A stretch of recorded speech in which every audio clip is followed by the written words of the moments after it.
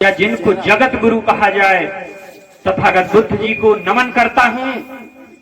और इसके बाद हमारे खंड खंड भारत को एक करके अखंड भारत बनाने वाले सरदार वल्लभ भाई पटेल जी को नमन करता हूं।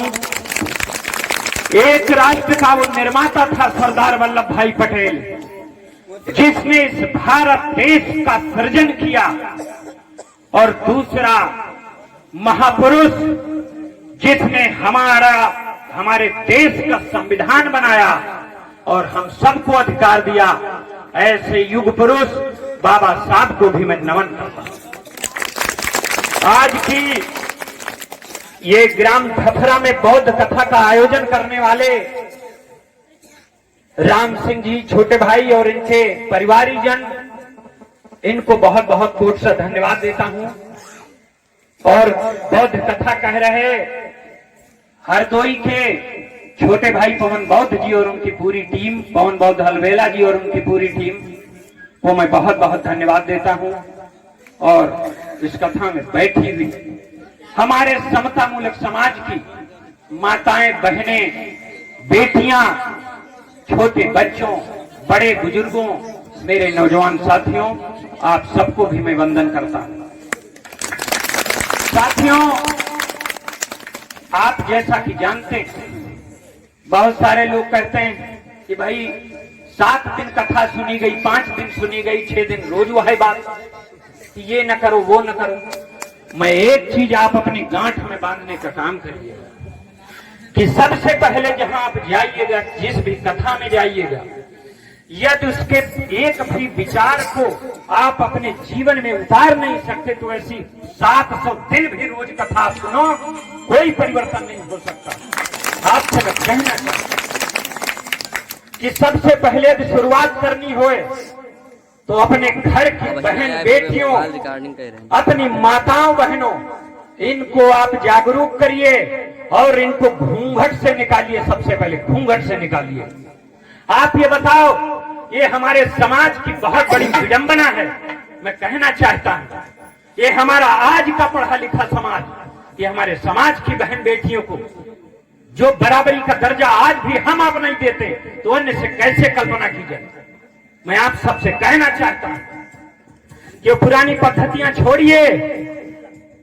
आप लोग जो आपको, हमको, हमारे समाज को ये सैकड़ों सालों से मानसिक गुलामी हमारे सबके पुरखे ढोते हैं, हम लोगों क्या वजह कि बेटियां बोझ जो मानने की परंपरा हमारे समाज में जो दी गई है, इसको आप दिल से, अपने दिमाग से, अपने घर से सबसे पहले निकालिए।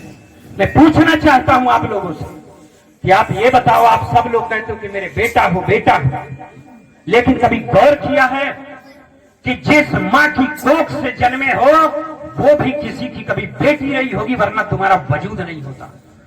और घर की पढ़े लिखी महिलाओं से भी मैं कहना चाहता हूं कि कभी ये परेशान मत होइएगा, क्योंकि बेटा होता है तो हो सकता है एक पुण्य कर्म आपने किया हो। यदि आपके घर में बेटी होती तो 100 पुण्य कर्म जब आप करते तब आपके घर में बेटी का अवतार होता है। मैं कहना चाहता हूं कि बेटा घर में हो, बेटा घर में हो तो बेशक चूल्हा ठंडा रह जाए, और बेटी घर में हो तो भूखा मेहमान नहीं जा सकता है। आप सबसे मैं कहना चाहता हूं बड़ी विनम्रता के साथ, मेरा कोई यहाँ प्रयोजन है, मैं कोई विधायकी और चुनाव बीडीसी प्रधानी नहीं, लेखा तय कर देती है, तब इस संसार में भेजती है कि यदि हमको लिखा है बीमारी हजारी तो उसको कोई मेट नहीं सकता। हाँ, ये जरूर है कि यदि आप अच्छे कर्म कर रहे हैं तो उसका भार कुछ हल्का हो जाएगा, और यदि आपके अच्छे कर्म हैं तो सूली को सर्वशक्तिमान प्रकृति सूल बना देगी। यदि मान लिया तुम्हारे ऊपर पूरा यानी कि ट्रक उल्टैया हुई तो साइकिल उल्टी, लेकिन उल्टेगी जरूर, क्योंकि लिखा है प्रारब्ध, वो प्रकृति भी नहीं काट सकती। और यदि तुम ये समझो कि कोई देवी देवता एक बचा ले तो नहीं हो सकता, फिर क्यों? मैं पूछना चाहता हूं कि जब कोई लोग जाते हैं, कोई मंदिर जाता है, कोई मस्जिद जाता है, कोई कहीं जाता है, दूर दराज जब जाता है तो काहे सुने मावत कि भैया वो आए रहे बस से वापस आ रहे, बस समाए गए वो सब वह स्वाहा हुई, तो उनका मोक्ष मिल गया ना। तो काहे छाती पीटत हो, हाय देवी मैया उठाए ले उठाए, तो कहो भाई बहुत बढ़िया मोक्ष मिल गए डायरेक्ट। और कुछ चीजें अपने घर से प्रैक्टिकल करें। सर्वशक्तिमान प्रकृति का दिया हुआ हर चीज सही है, कोई भी दिन अशुभ नहीं होता है। हमारे समाज के लोग उनका शनिचर क्यों न कराओ, अब सुखवा बूढ़ा, अब फलाना चीज, और हमें अद्विदायक बताई थे करे थे ना, तब बताई हम अद्विदायक सुखवा बूढ़े में नई चीज जरूर घर में लेके भले ही दुकान भी के बाद वापस कर रही, और शनिचर मंगर जो दिन हो वह दिनदारी बनाई, अद्विदायक बनाई। हमारे को कुछ हो जाए ही भाई हो जाए। मैं आपको बताना चाहता हूं, छोटे छोटे टुकड़ों में अच्छी बात बताऊंगा, मन करे तो अपना लेना। पीपल का पेड़ सबसे ज्यादा ऑक्सीजन देता है नहीं, सबसे ज्यादा पशु पक्षियों को आश्रय वही देता है।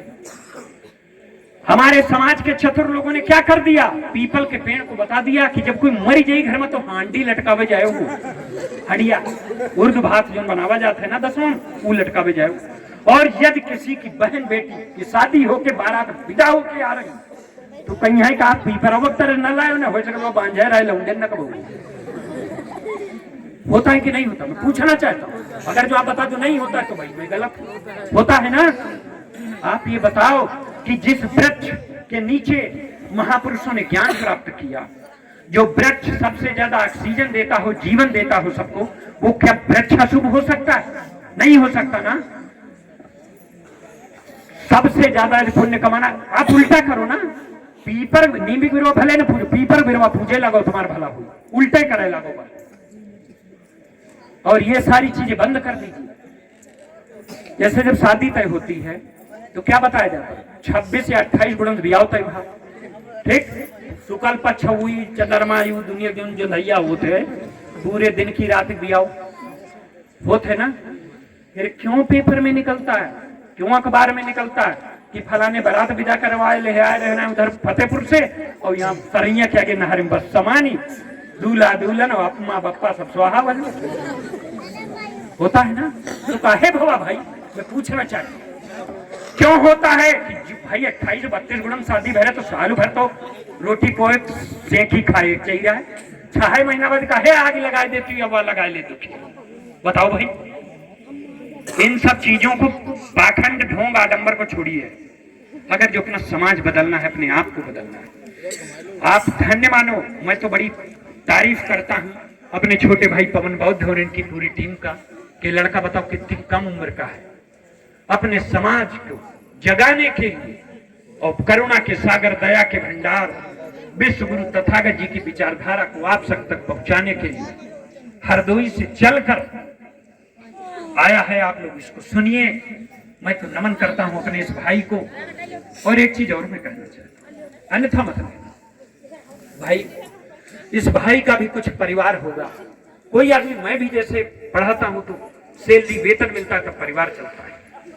ये भाई भी कथा कहने आया है, आपको कुछ सुना रहा है। मैं ये नहीं कहता, जितनी जिसकी श्रद्धा हो, चाहे जिस दिन समापन हो उस दिन अपनी श्रद्धा अनुसार मेहनताना जरूर दीजिएगा आप सब लोग बढ़ चढ़कर, जिससे हौसला बढ़ेगा। और इसी तरीके से समता मूलक समाज के महापुरुषों की वाणी, तथागत बुद्ध जी के विचार इसी तरीके से भाई फैलाता रहे। 2 लाइनें कहना चाहता हूं आप सभी लोगों के लिए, इसके बाद बात खत्म करूंगा, समय हो रहा है। कि सबसे बड़ा तथागत बुद्ध जी ने कहा है, धर्म मानव धर्म है, इससे बड़ा कोई धर्म नहीं है, न कोई जात। मैं तो जाति को मानता ही नहीं, किसी भी जाति को नहीं मानता। मेरे लिए हिंदू हो या मुसलमान हो, सिख हो या ईसाई हो, सब मेरे लिए बराबर। जो व्यक्ति सामाजिक न्याय और समता की विचारधारा को मानता है, मैं उसको अपना भाई मानता हूं। 2 लाइनें कहना चाहता हूं कि हिंदू का नहीं, मुस्लिम का नहीं, हिंदू का नहीं, मुस्लिम का नहीं, ये लहू है हिंदुस्तान का। यदि लहू टपकता गीता का तो बहता लहू कुरान का, तो बहता लहू कुरान का। पुनः तथागत बुद्ध जी, बाबा साहेब डॉक्टर भीमराव अम्बेडकर जी, राष्ट्रमाता सावित्रीबाई फूले जी और अखंड भारत के निर्माता सरदार पटेल जी आज महापुरुषों के चरणों में नमन करते हुए हमारे समाज की माताओं बहनों को भी प्रणाम करता हूं, बड़े बुजुर्गों को नमन करता हूं, मेरे युवा साथियों को नमस्कार। नमो बुद्धाय, जय भीम, जय सरदार।